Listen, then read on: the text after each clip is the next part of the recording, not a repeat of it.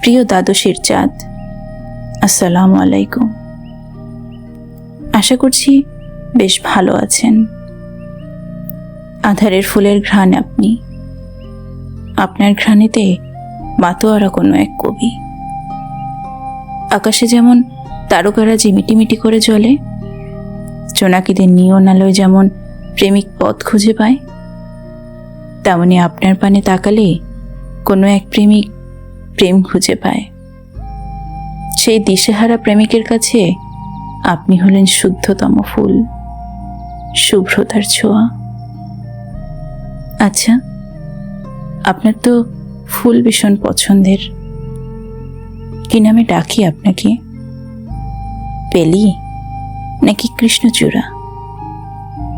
আপনি তো মানব ফুল, চাঁদের মতো তীব্র কিরণধারী মায়াবিনী।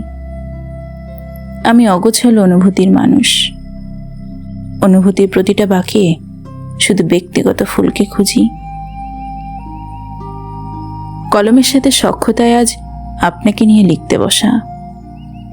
সাজতে ভীষণ ভালো লাগে আপনার। কাজল রাঙা চোখের পানে তাকালে যে কেউ দোটানায় হারিয়ে যাবে।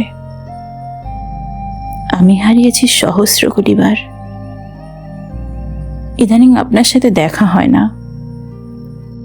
দেখা না হওয়া প্রতিটা ক্ষণে সালমান হাবিবের কবিতার মতো আপনাকে মনে পড়ে, মনও পড়ে। আবার মহাদেব সাহার মতো করে তীব্র অভিমান কিংবা অসহায়ত্ব নিয়ে বলতে ইচ্ছে করে, 1 কোটি বছর তোমাকে দেখি না।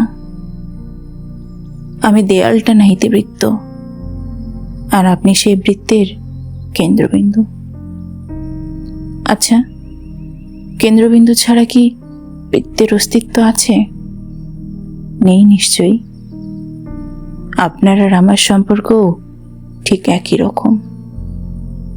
অশান্ত মন জানে আপনাকে পাওয়া সম্ভব না, তবুও মন চায় আপনাকে কাছে পেতে, ক্ষণিকের জন্য জড়িয়ে ধরে দুঃখ বিলাস করতে।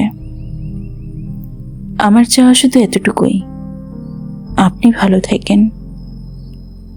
আমার লেখা প্রতিটি কবিতার বর্ণে, শব্দে কেবল আপনাকেই খুঁজে পাই, আপনাকেই ভালোবাসি। ইতি বায়েজিদ।